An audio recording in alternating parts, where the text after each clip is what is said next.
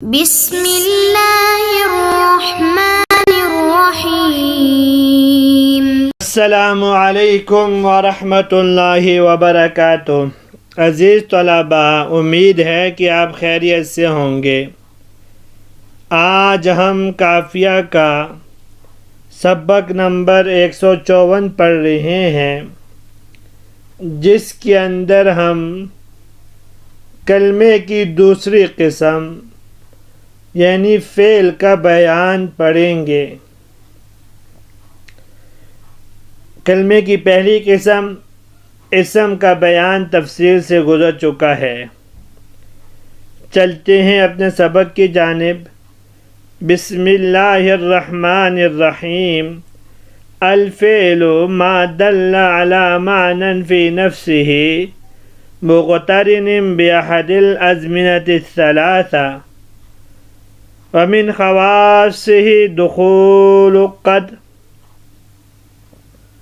والسين وسوف والجوازم ولحوق تاء التانيث ساكنة ونحو تاء فعلت یا فعلت۔ ترجمہ دیکھ لیتے ہیں۔ الفعل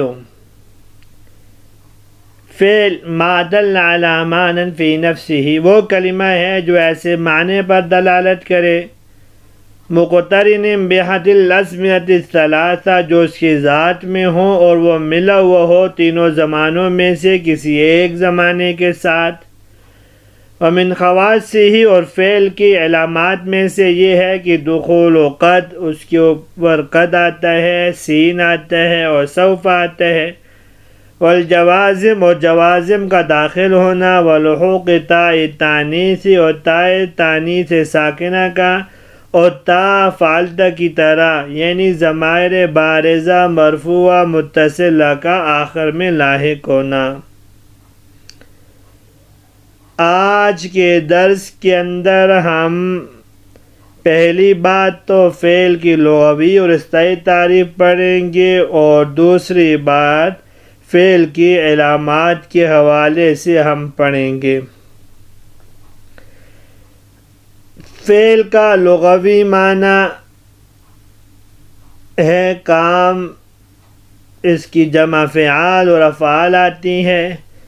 اصطلاحی معنی صاحب قافیہ خود فرما رہے ہیں، ما دل علی معنی فی نفسہ مقترن بأحد الأزمنة الثلاثہ، فعل وہ کلمہ ہے جو اپنے معنی پر بذات خود دلالت کرتا ہو اور تینوں زمانوں میں سے کوئی ایک زمانہ اس کے ساتھ ملا ہوا ہو۔ جیسے ناصر زید، اس ناصر زید میں ناصرہ کے اندر معنی مدد کرنا جس پر دلالت کرتا ہے، اور ناصرہ کی صورت بتا رہی ہے کہ اس کے اندر ماضی کا زمانہ پایا جاتا ہے۔ بأحد الأزمنة الثلاثة، اس کا معنی یہ ہے تینوں زمانوں میں سے کوئی ایک زمانہ پایا جائے۔ اس تعریف سے شاہد آپ کو یہ اشکال ہو کہ فعل مضارع کو یہ تعریف شامل نہیں، کیونکہ فعل مضارع میں تو حال اور استقبال دونوں زمانے پائے جاتے ہیں، لہٰذا ہمیں ایسی کوئی قید بڑھانی چاہیے جس کے ذریعے فعل مضارع تعریف میں شامل ہو جائے۔ اس کا ایک جواب یہ کہ فعل مضارع میں بیک وقت دو زمانے نہیں پائے جاتے، بلکہ ایک وقت میں ایک ہی زمانہ پایا جاتا ہے، یعنی علی سبیل البدلیت، حال کے لیے الگ اور استقبال کے لیے الگ معنی ہوتا ہے۔ اس کی وجہ ہوئی ہے، لہذا ایک ہی زمانہ پایا گیا، دو زمانے نہیں پائے جاتے۔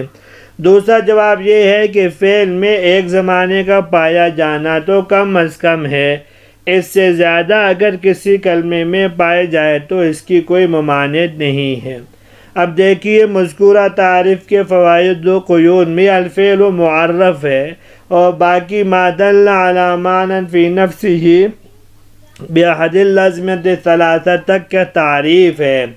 جب ما دل علی معنی کہا تو یہ جنس کے درجے میں ہے جو کلمے کے تینوں اقسام کو شامل ہے۔ فی نفسی ہی فصل اول ہے، اس کے ذریعے تعریف اس تعریف سے حرف خارج ہو گیا، کیونکہ جب تک اس کے ساتھ کوئی اور کلمہ ملا ہوا نہ ہو تو بذات خود کسی معنی پر دلالت نہیں کر سکتا۔ مقترن بعہد الازمنۃ الثلاثہ، یہ فصل ثانی ہے جس کے ذریعے اس سے اسم خارج ہو گیا، کیونکہ اگر وہ اگرچہ مستقل طور پر اپنے معنی پر دلالت کرتا ہے لیکن اس میں کوئی زمانہ نہیں پایا جاتا، لہذا اس فصل سے اسم خارج ہو گیا اور یہ تعریف صرف فعل کے ساتھ خاص ہو گئی۔ اب آگے ومن خواصہ، فعل کو پہچانیں گے کیسے، فعل کی پہچان کیسے ہوگی؟ تو اس کے لیے صاحب کافیہ رحمہ اللہ نے من خواصہ سے اس کی علامات کو ذکر کیا، اور خواصہ خاصۃ کی جمع ہے، خاصہ کہتے ہیں خاصۃ الشیء توجد فیہ ولا توجد فی غیرہ، کسی چیز کی وہ علامت اور خاصہ ہوتی ہے جو چیز صرف اسی میں پائی جائے، اس کے غیر میں نہ پائی جائے۔ تو صاحب کافیہ گویا خواص کہہ کر اس طرف اشارہ کر رہی ہیں کہ ہم جو علامات ذکر کر رہی ہیں وہ صرف فعل میں پائی جاتی ہیں، فعل کے علاوہ کسی اور کلمہ یعنی اسم اور حرف میں نہیں پائی جاتی۔ ان علامات میں سے 6 مشہور صاحب کتاب نے ذکر فرمائی ہیں۔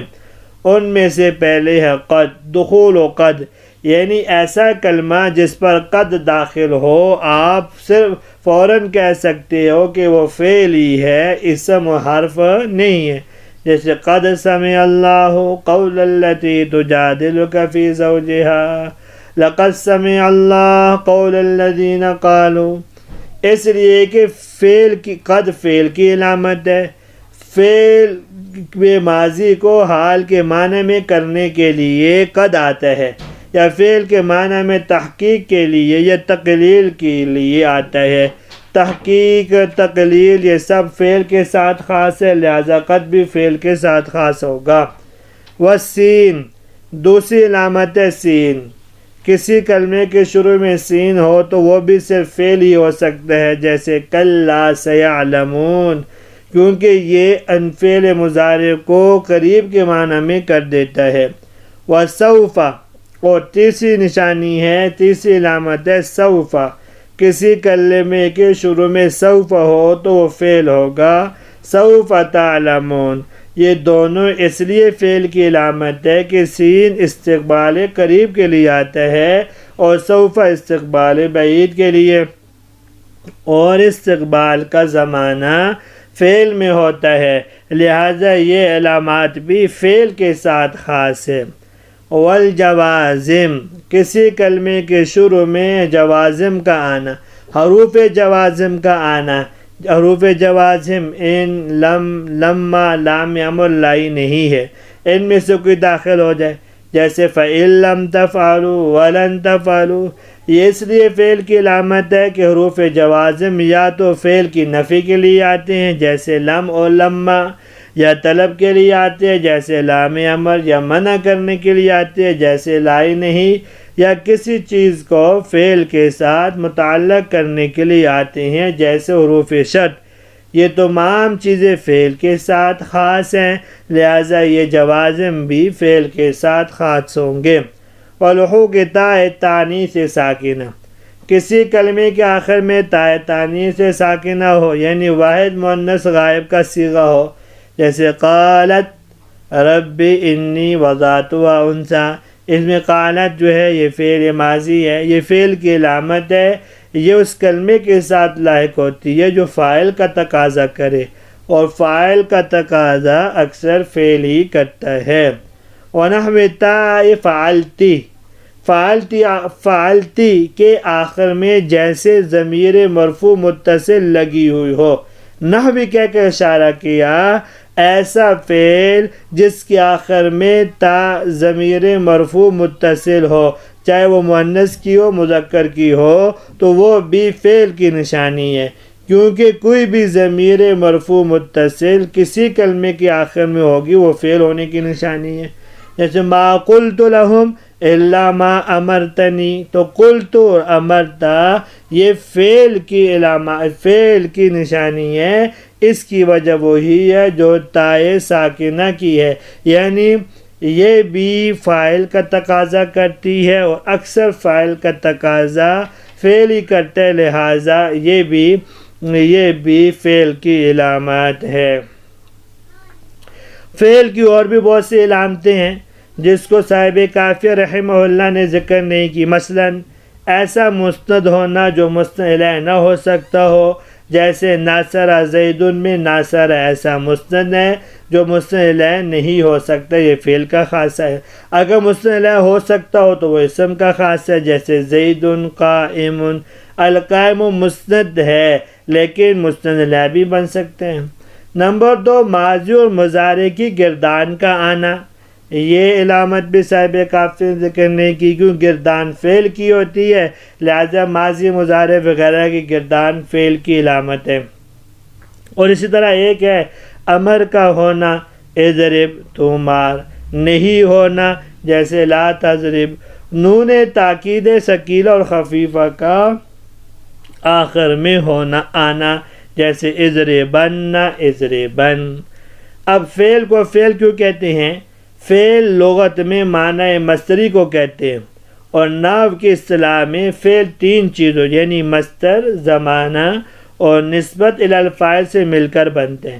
ان میں سے مصدر اصل ہوتا ہے، زمانہ اور نسبت الی الفاعل اصل نہیں ہوتے بلکہ فرع ہوتے ہیں، کیونکہ مصدر ہی حقیقت میں فاعل کا فعل ہوتا ہے۔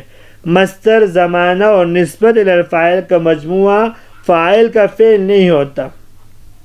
الغرض جو نام اصل یعنی مصدر کا تھا وہ پورے فعل اصطلاحی کا نام رکھ دیا، اس کو کہتے ہیں تسمیۃ الکل باسم الجز، کل کا جز کے ساتھ نام رکھنا، تو گویا یہ تسمیۃ الکل باسم الجز کے قبیل سے ہے۔ یہاں تک فعل کی نشانیاں، فعل کی تعریف، فعل کی علامات جو صاحب کافی نے ذکر کی وہ بھی آپ کے سامنے عرض کر دی، جو ذکر نہیں کی وہ بھی آپ کے سامنے عرض کر دی۔ امید ہے کہ آپ کو تفصیل کے ساتھ فعل کی تعریف و علامات یاد ہو چکی ہوں گی، سمجھ میں آ چکی ہوں گی۔ اجازت دیجیے، کل حاضر ہوتے ہیں نئے سبق کے ساتھ۔ اللہ تبارک و تعالی ہم سب کے حامی و ناصر ہوں۔ السلام علیکم ورحمۃ اللہ وبرکاتہ۔